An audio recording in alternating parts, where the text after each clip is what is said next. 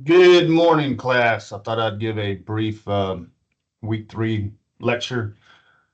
If you can see on your screen, I pretty much in the modular 3 and 4, which for the next 2 weeks, for this week and next week, basically, we're talking about description. And SA2 is a descriptive paper. If you haven't had a chance yet, the topics are here. We will pull those up and look at those here momentarily. Just to go through sort of the course here for this particular um, modular for this week. You get your composition readings. Basically, again, you have pages in your e-text, which you can find up here. I do give you a video and some hyperlinks. So, like I've said in the past, if you want to watch the video first and then go back, if you're still having some trouble understanding, how to write better paragraphs, then you can kind of click on these hyperlinks. If you're still having trouble with that, then you can go to your e-text, or you can kind of reverse that, start with the e-text and move forward. A lot of the information is going to be overlapped. So if you don't catch something in one particular area, hopefully you get it in another area. As you can tell, modular 4, which is basically next week, week 4, you can go ahead and look ahead if you want and get started on some of that stuff as it relates to some of the readings and watching the videos. Um, the grammar, again, we're going to look at some of this briefly. I give you, again, some page numbers in the e-text. I give you some hyperlinks. I give you a video that talks a little bit about the verb tenses, and we're going to look at a handout here momentarily about that. Subject verb agreement. I think we talked a little bit about that last week, but that's always good to go with the verb tenses since we're talking about verbs. Next week, week 4, we look at the pronouns and pronoun antecedent agreement. Again, there's a video here, hyperlink, and page numbers that go along with those particular concepts. Again, a lot of this should be reviewed from previous English classes. There should really nothing be new here as it relates to the grammar, because grammar and punctuation and that type stuff doesn't really change going from, 1 year to the next. It's usually generally the same. It's just sort of, getting refreshed on the rules that you might have forgotten from 1 year to the next or one class to the next. Um, the rhetorical modes of writing description, that's going to talk a little bit more about descriptive writing, which we're going to get into here momentarily. A lot of folks have been emailing me. I can't find the Langston Hughes piece. Where's the Langston Hughes piece? Well, there's a hyperlink here. If you click on it, it's going to take you to a PDF that has the particular essay, and we're going to pull that up. I'm not sure how many of you have actually read it or looked at it yet, so I'm not going to go in too much detail with it right now, because of that, I want you to have a chance to get through it. And I think, in the margins, when I pull it up, you're going to see some detailed notes. So I think the notes are detailed enough that as you read it, you can kind of look over in the margins and get what's going on in that particular essay. We have a Hughes bio if you want to click and read about Langston Hughes a little bit more. And then we have a little analysis video that goes really through the essay a little bit more. Next week, we will have a peer review session again. I will have questions in the discussion board. I hope coming up over the weekend, that type of stuff, if you want to go ahead and get ahead. If you're drafting your SA2, that would be due, I think I have right here on the 12th. Let me see if that's, yeah, 12th would be Thursday. And then the actual final draft will be due on Wednesday, September 18th. So we'll talk a little bit more about that as it gets closer to week 4, which would basically be, our, first month in already into the semester, which is kind of hard to believe, really. Time is moving fast. Um, After you read the Hughes Salvation piece, you will have a discussion question. Um, it's right here. This is your question. It's basically wanting you to, it says in Langston Hughes's essay, Salvation, descriptive language plays a key role in conveying the tensions and emotions he experienced as a young boy. How does Hughes use vivid descriptions to capture the atmosphere of the revival meeting and the pressure he felt. Choose one or two specific moments from the essay and discuss how the imagery and sensory details contribute to the overall message or theme of the piece. I know some of y'all have already completed that assignment, but again, if you're wondering where it's at, it's right here. You click on this and then you upload. I would recommend that you upload it as a Microsoft Word file so you're getting practice with using Microsoft Word and using the MLA format. That makes it easier for me to comment. If you're using a Word document, I can make comments like you're going to see when I pull up the salvation piece where the little bubbles are. If you're using a PDF, it's kind of hard for me to do that. I can't really write on a PDF or comment on a PDF. Only thing I can basically do is sort of just read it and then give you some general comments in a little comment box. That's on Blackboard. So basically, the only thing I do with a PDF is download it, read it, give it a grade, and give you a little bit of comments in the comment box. Which, I mean, if you're fine with that, great. I know some folks like better, more detailed explanation of why they got the grade they got. But if you're, uploading PDFs, I can't really do that. The same thing is, I mean, it gives you a chance to create a submission.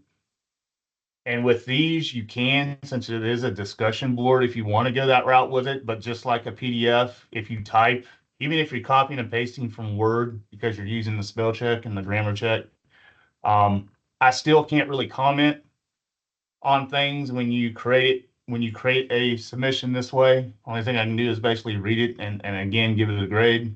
So if you want feedback, I would recommend that you upload all your writing assignments. I would definitely upload all your essays as Word documents. That just makes life a lot easier on my end. It will make probably life a lot easier as it relates to grades on your end, especially if you're making sort of the same mistake from essay one, the essay two, the essay three. You probably want to know how to fix that.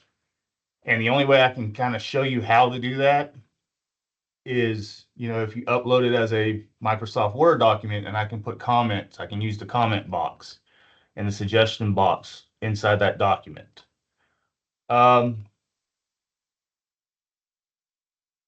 Let's see. Yeah, this is for something else. Don't worry about that. You do have a Dropbox that will pop up. If it's not already, it will be popping up after the 11th.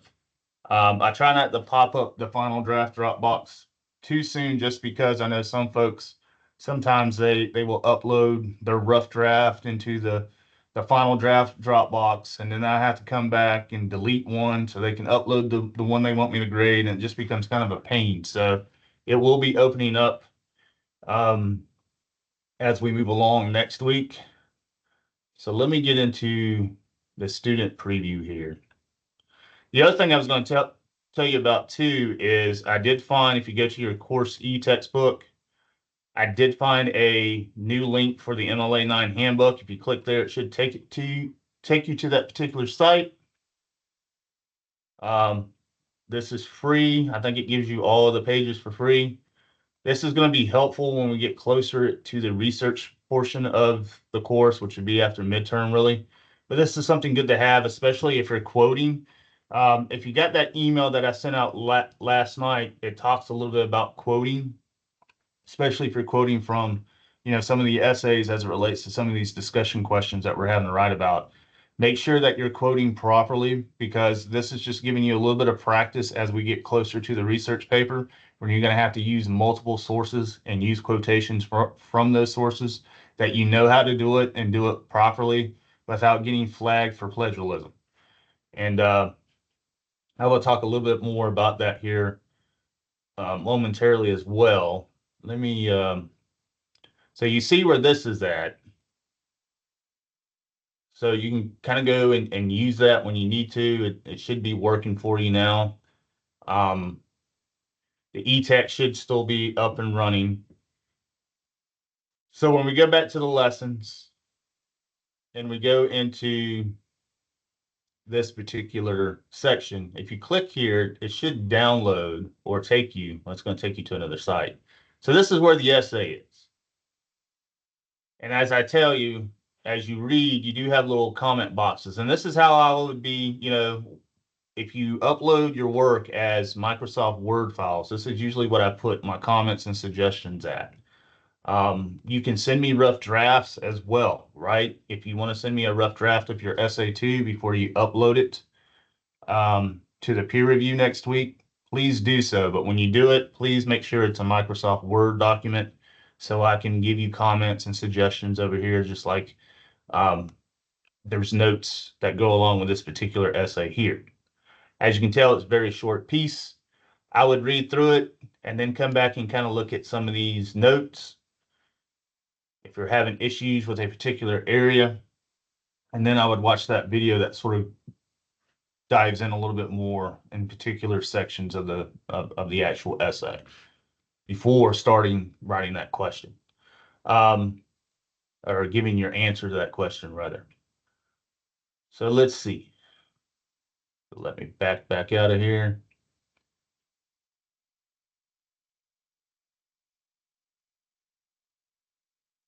I'm gonna exit this.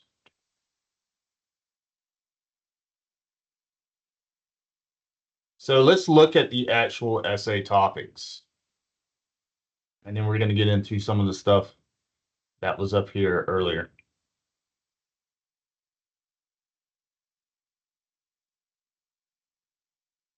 So this is the particular essay topic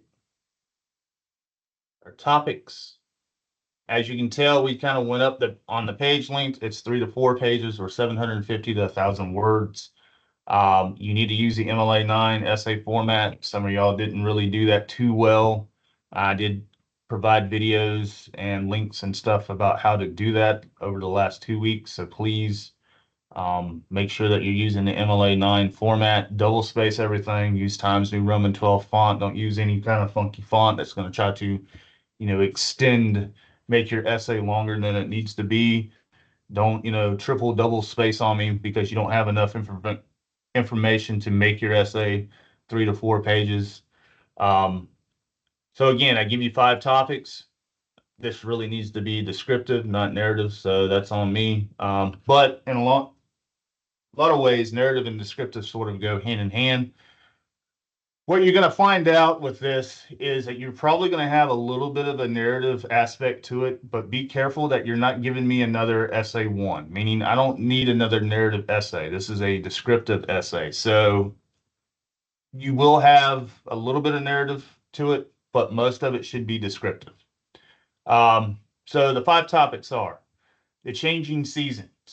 Choose a specific season and describe how it transforms a particular place, whether a park, a city street, or a countryside landscape. Again, that's just some suggestions there. You can, talk about a beach, which that sort of blends in with number 2 here that we're going to talk about. You can talk about, the woods.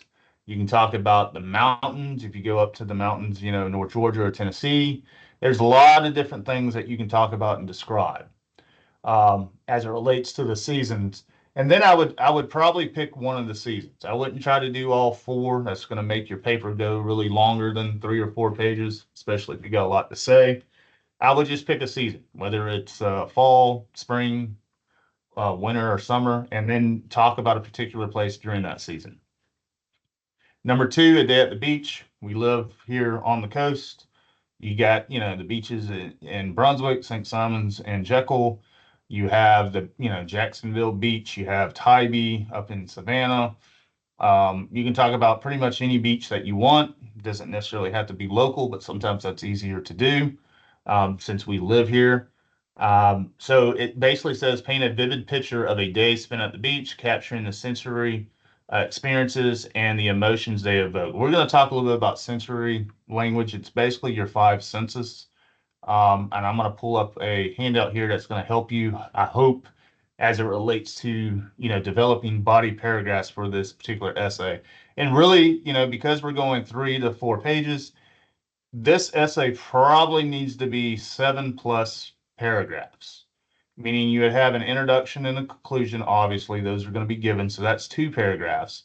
And then the other 5 paragraphs are really going to come from your 5 senses. And I'll talk a little bit more about how you can go about approaching that. And of course, it always depends on the topic you choose.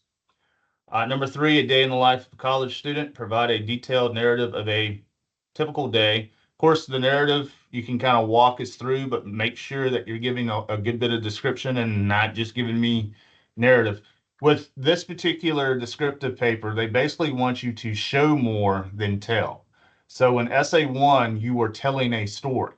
You might have had some description words in there to help tell that story, but here you really want to show more with your words, right? You want to use strong, vivid verbs, adjectives.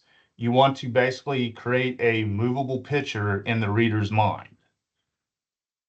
So here again, uh, provide a detailed narrative slash descriptive of a typical day of a college student, capturing the rhythms and routines of academic and social life. If you're still a high school student, part of dual enrollment, you could talk a little bit about your dual enrollment life or your high school life at this point if you're a junior or a senior. Um, but I think at this point, because we're basically 3 weeks going in, 4 weeks in, you could probably give a pretty good detailed description of a typical day as a Coastal Pine student. Number four, the most influential place in my life or in your life, really. Detailed location that has a significant impact on your life, whether it is a family home, could be grandparents' home, uncle, aunt's home, a school, a park, or even a city.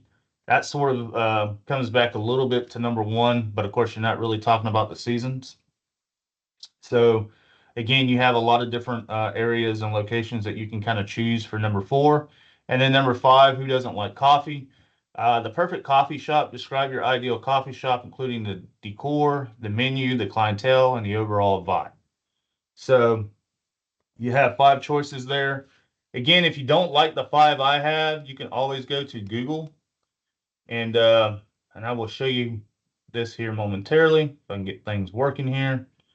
Um, you can go to Google and type in, and I think I showed you this with essay one if you didn't like my topics. Just go to your search bar and type in descriptive essay topics, if it'll work,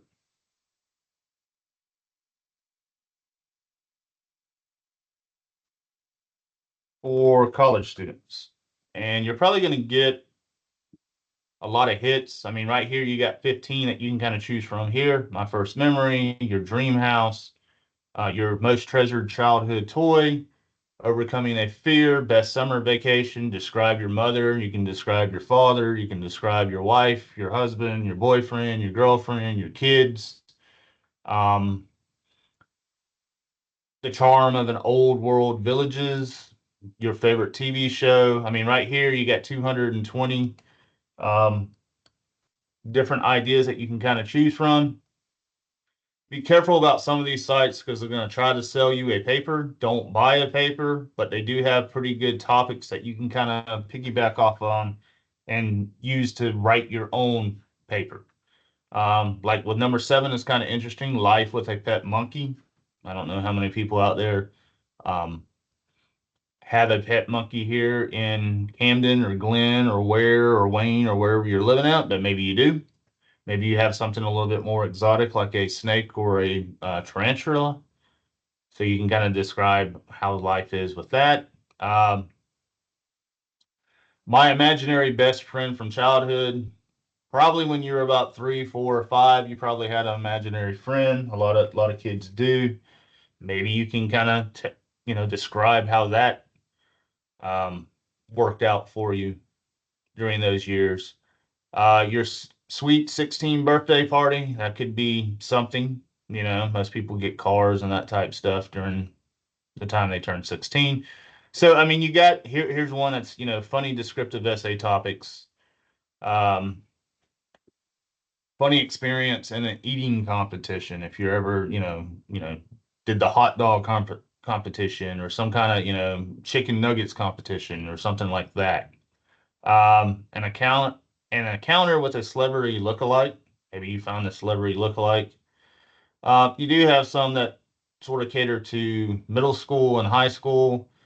I would probably try to avoid the ones really in middle school because we're not in middle school. But if you are a dual enrollment student, you might be able to do something of these, pick a high school topic possibly.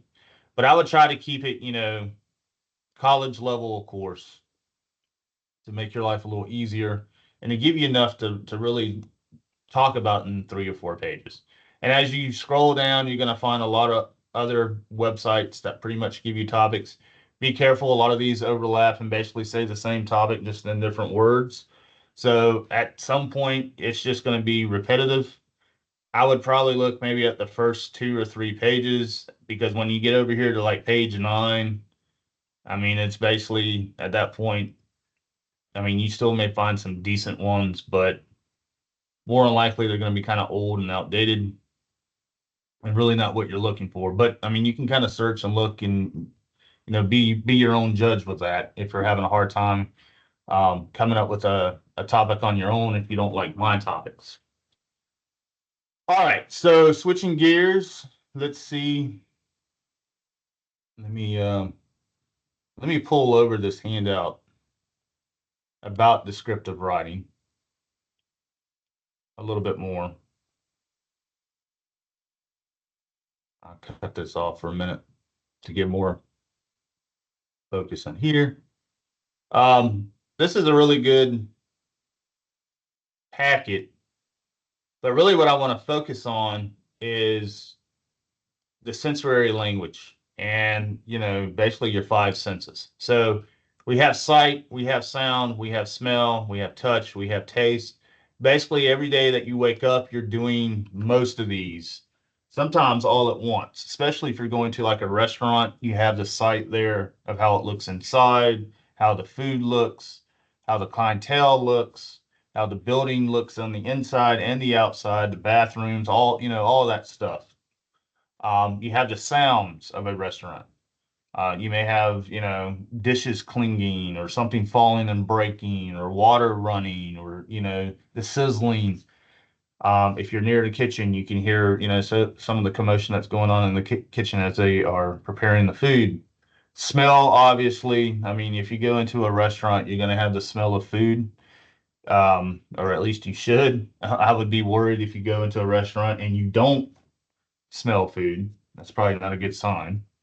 Um, Touch, you're going to be touching, you touch everything when you wake up, right? You touch the doorknob, you touch your face, you touch, a pen, your keys, you touch silverware, you touch the plate, you touch, um,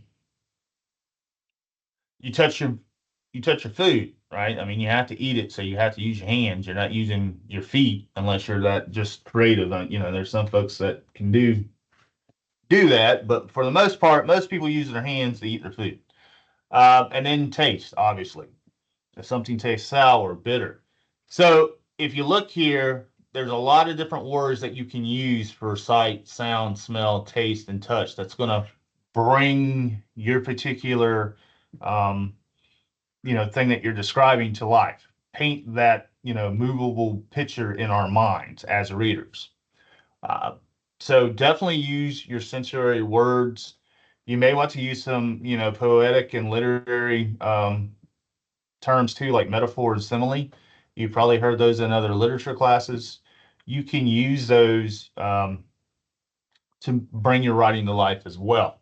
The reason why I bring up your senses is as you pick whatever topic you're going to, describe for me in SA2, each one of these senses could basically be one of your body paragraphs that you can develop. Now, again, some topics are going to lend themselves to all 5. I would try to find a topic that you can use all 5 because right there you have a touch paragraph, a sight paragraph, a smell paragraph, a taste paragraph, a sound. That's your 5 body paragraphs. Have your introduction, right, with your hook and your thesis statement, and then you have your conclusion at the end. You have 7 paragraphs at that point. That should give you at least 3 pages, if not more. You may pick a topic that only lends itself to, 3 of these. So what I would suggest, if that is the case, you may have to write 2 paragraphs on touch, 2 paragraphs on sight, and 2 paragraphs on smell. That would give you 6 body paragraphs plus the 2, right, the introduction and conclusion. So you're looking at an 8 paragraph essay, which again, that should give you 3 to 4 pages. So if you have a topic or pick a topic that only lends itself to 3 of these, you may just have to double up on the paragraphs. Make sure that you're using paragraph breaks, meaning don't give me a long paragraph that goes 2 pages for touch. Break up your paragraphs. And we're going to talk a little bit about, writing good paragraphs here momentarily. I seen that, when I was looking at some of the drafts and when I'm starting to grade some of these essay ones. I hope to have a good bit of these graded by this time next week, if not sooner. I have 5 classes, and of those 5, 4 of them had essay ones that they had to turn in. So I'm going through, I probably have about 60 or 70 papers or more that I'm trying to read through. So, and it's just me doing it. So it does take a little bit of time, depending on how long they are and that type of stuff. So I try to get it back within a week or two, if not sooner. So going back, make sure that whatever topic you choose to describe, you can at least use, I would say, 3 out of the 5. It would be ideal if you can use all 5. Number 5, the perfect coffee shop would probably be a really good one because you can touch sight, smell, taste, sound, all of that with that one. The beach, maybe to some degree, but there's going to be some that you're not going to be able to use all 5 just because, um, if you're describing your bedroom, you're not going to be, most folks don't eat and taste their walls unless they're made out of gingerbread or something. So, just be logical, be, mindful of that. Um, but if you had something, if you take out a piece of paper, whatever your subject or whatever your topic is, if you sort of just set it up like this and start giving sort of examples of what you would put in each one of these boxes that could, develop into paragraphs, that would probably help you brainstorm for SA2, and it help you stay on track. Obviously, you don't necessarily have to, start with touch. If you want to start with smell, have smell come first, and then sight, and then maybe touch, or whatever the case may be. You can organize it that way, as long as it makes sense. Um, all right, so let's move on to verb tenses real quick, and then we're going to go back to the paragraph deal. So here's another handout about verb tenses. And it really goes over, all of these, right? This is a really good diagram. Before, back then, it talks about past perfect, simple past, simple present, present progressive, future. When you read this stuff in your e-text, it's going to talk a little bit more about this. I may not give you a nice diagram like this does. I think the video does a really good job. It is kind of lengthy, but it does a really good job of explaining some of these tenses a little bit more in detail. Again, to sort of describe, right, when you're talking about future, meaning future progressive, perfect, perfect progressive, it's basically, action that happened later, right? After now, in 5 minutes, tomorrow, next year. So that's where you'd use the future tense. Uh, Probably with SA2, you're not going to use a whole lot with future tense because you're not talking about a future coffee shop down the road. Just like with SA1, you did a lot with the past tense, or you should have been doing a lot with the past tense since you were telling a story that happened in the past. Um, the descriptive paper, you may use a little bit of the present and a little bit of the past, depending on what you're doing as your topic. But chances are you're probably not going to get into the future tense with SA2. Present is basically now, currently. So you have simple present, you have present progressive, you have present perfect, you have present perfect progressive. If you're taking a foreign language like Spanish or French, they have these same tenses. Um, you are probably, you might have had some trouble with that just because it was a foreign language. But a lot of times, if learning a foreign language, like Spanish or French, usually as it relates to the grammar, because they go back and they start with the basics and then move forward, that can help you with, your English today because you're basically relearning the stuff that you should have learned, English wise, second, third grade. The past, obviously, back then, before now, yesterday, 10 minutes ago, last month. So we have the simple past and the past progressive. We have past perfect back or before back then, before yesterday, before last month. So you have past perfect progressive. Say that really fast. And then you have regular verbs, um, which form a regular past tense, usually in an ed. Here you have the present tense, I work, and then you go, I worked. But then the perfect tenses that use that ed is also called a past participle. So I have worked, I had worked, she has worked. So notice how you have and had and has before that past tense verb. You're going to have some irregular verbs, and I think we talked about this maybe last week. Uh, the spelling from the present to the past participle changes for some. Sometimes it does, sometimes it won't always change. So be careful of the spelling of that. What I would suggest that you do is probably pull up a list of regular. I mean, if you're good with the regular verbs, you may not need to pull up a handout or a list for that. But if you're not so good with irregular verbs, I would go online and find a list of regular verbs. There's probably over 500. You probably don't have to go with that many, but I would, pull up the common irregular verb list that most people use daily speech and daily writing, and just have that, maybe in a folder somewhere in case you need to refer back to it, especially when you're typing your essays. So again, this is pretty much verbs and verb tenses. Definitely go back and read some of the stuff in your e-text or click on those hyperlinks if you need more details. And I would say, if nothing else, review the video to the point where you really get the concept, and then you can kind of move on from that or come back to it if you need to come back for a refresher. All right, let's look at paragraph, how to build a really good paragraph, and then we're going to sort of call it a Thursday as it relates to this. So a couple things about writing a perfect paragraph. Paragraph is a series of sentences that are about one topic. Paragraph is made up of three parts: a topic sentence, supporting ideas, and a clincher, or what they call the concluding sentence, or a transition sentence, depending on if you're going from one paragraph to the next. Your topic sentence should be the very first sentence of that paragraph. It's sort of like a mini thesis. It should relate back to your overall thesis. But like it says here, a topic sentence expresses the main idea of the paragraph. The topic sentence answers one or more questions like why, how, and where. Every word in a topic sentence is important. So again, don't get too fluffy or foggy or put too many ideas in that particular topic sentence. You must be able to support your topic sentence. That's where the supporting sentences come in. And a topic sentence must be something you can prove, explain, or show through description. So keep that in mind. Every paragraph that you write in this class, that first sentence should be a complete sentence and a topic sentence. You can do outlines, right? They help you build up your paragraphs. Outlines help you organize ideas for paragraphs, and an organized outline can look something like this. So you can do a topic sentence and then have a couple supporting ideas and then your clincher.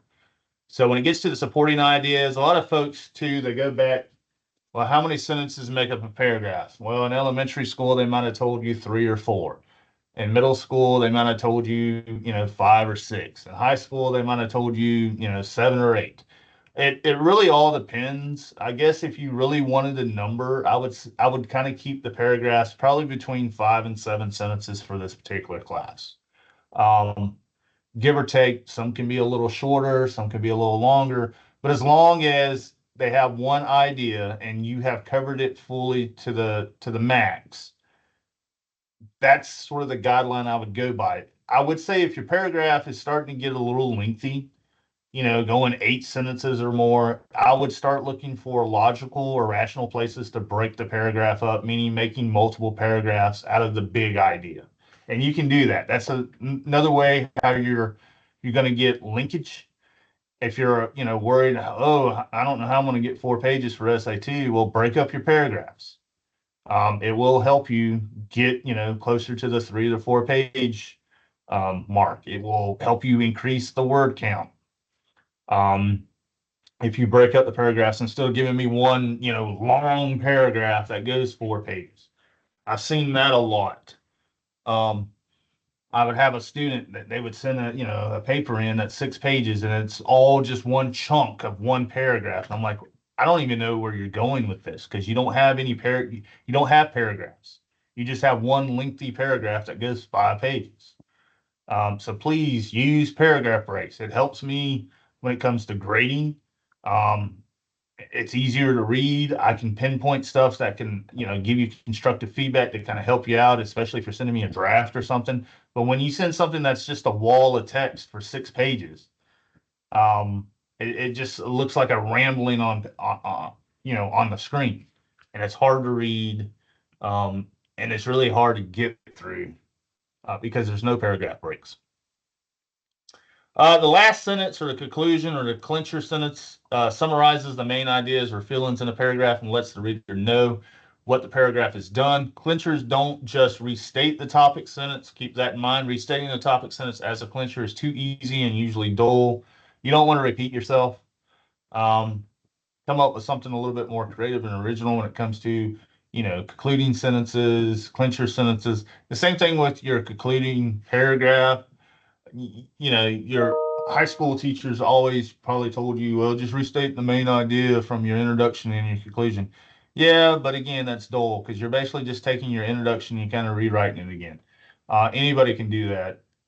Do something a little bit more original, a little bit more creative that fits the first impression is always the best impression, right? That's usually what you hear, especially when you go for a job interview. So that introduction paragraph is going to set the tone and the impression for your readers throughout your work, whether it's 1 page or whether it's 500 pages. But at the same time, you want to leave a lasting impression. You want whatever that last paragraph or last sentence that particular reader reads can kind of take away and remember it as well. So you want to give a great first impression, but you also want to end on a high note that, they're going to take this and go with it and kind of remember it for, days or years on. They don't just want to read it and kind of forget about it. And that's usually what happens with a lot of these conclusions, because by the time you get to the conclusion, you rush to get to that point because you're trying to meet a deadline, or you're just tired of writing on the topic, or you're tired, whatever the case may be. But you can kind of tell the difference between when you started and had a lot of umph and energy in those first couple paragraphs. That by the time we get to that last, couple paragraphs and definitely the conclusion, it just seems like you, as the writer, have ran out of gas, and you don't want to really run out of gas. I understand. Grading is the same way. You get to the point where you just keep going on and grading your reading. I've been a student too. I had to write essays as well. I know how it is. But if you take your time and do a little bit each day, you would be refreshed. I know a lot of folks they like to say, well, I can sit down and do an essay in an hour or 2 hours. And that's fine. I mean, that's fine for a rough draft, but you want to go back and sort of, amp that up a little bit because the rough draft is not going to give you a great grade on the final draft if you turn your rough draft in as your final draft. And I think a lot of folks have been used to doing that, especially in high school. They had to wait the night before something is due. They would go ahead and type it up, write it up, and say, okay, well, they didn't go through and do any peer reviews. They didn't check anything really. They just, relied on the spell check and the grammar check and said, well, it caught everything, but it didn't. Um, you can have a perfectly written, spelled free, grammar free essay, but if the content doesn't match what you're talking about or if it doesn't make sense, it doesn't really matter if you got perfect grammar and perfect spelling. It's the organization, it's the, unity, it's the coherence. All that matters too. And you can't get that, writing an essay 6 hours before it's due. It takes time. That's why you basically have nearly 3 weeks to do these. That's why we go through the process of the peer review. We go through the process of taking what you've learned from your peers and from me and tutor.com as it relates to those, suggestions to help you develop your essay into a really good final draft. That's what we want to get to. We want to get to the final draft. Um, we want to see improvement in the writing from essay one to essay two to essay three. We want to see improvement as you as a writer as we go from month one to month two. That's the whole deal with these. Good writing takes time. You're not going to achieve it, 12 hours or 2 days, or even, I mean, even a week. I mean, it does take a little bit of time. If you do a little bit each day, you usually get better with it. The clincher can be the same idea as a topic sentence, a question, an amusing thought, or an unexpected twist. You just want to be careful that you're not overdoing some of that. A clincher cannot be another supporting sentence. A paragraph must come for full circle from the topic sentence to the clincher. As they show you, where is it at? Right here. So this is an example of a really good paragraph. And you can tell this one's what? 1, 2, 3, 4, 5. It's 6 sentences. So again, if you keep it between 5 and 7 sentences, you should be pretty good. If you need to go a little bit longer, then make sure that you're, utilizing paragraph breaks to help you with that. All right. That's pretty much all I had to cover right now. So I hope everybody had a good lengthy weekend with Labor Day. Like I said, I think last week, I hope you enjoyed it because as it relates to the college, we won't have another holiday until we go on a Thanksgiving break. So we happen to go through the sort of the long stretch here of all of September, all of October, and a good bit of November before we can get to that break. But otherwise, I hope you have a great week 3. I hope your other classes, if you're taking more than one, are going well. Week 4 will be next week, obviously. That will be our first month in, like I said. As we get closer to week 8, which is midterm week, we will talk a little bit about the Respondus. Basically, your Respondus event, which is going to be you're going to have 60 minutes to type an essay. It's going to be like an essay exam.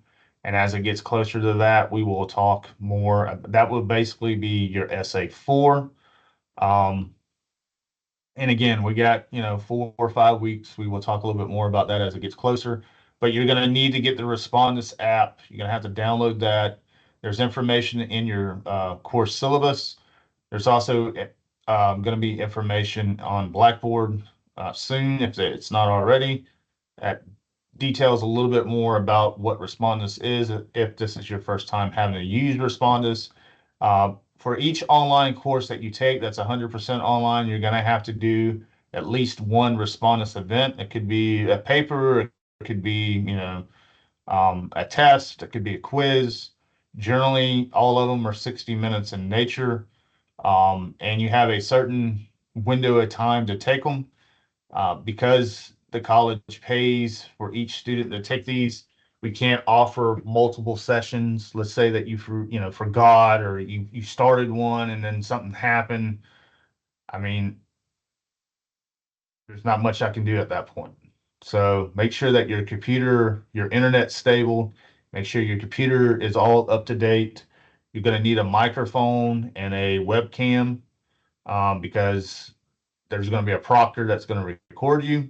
So you're not cheating or, doing all that type of stuff, because you're not going to be able to write a rough draft for that particular Respondus event.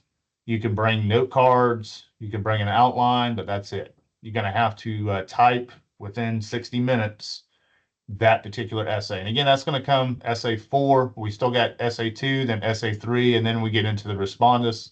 So don't worry too much about it, but I would go ahead and start looking at some of the videos and some of the information about the Respondus program, so you're not caught off guard, especially for this class, or let's say for your math class or your psychology class, because you're going to have to do something Respondus wise for them. Sometimes it's during the midterm, sometimes it's earlier than the midterm, sometimes it's the final exam.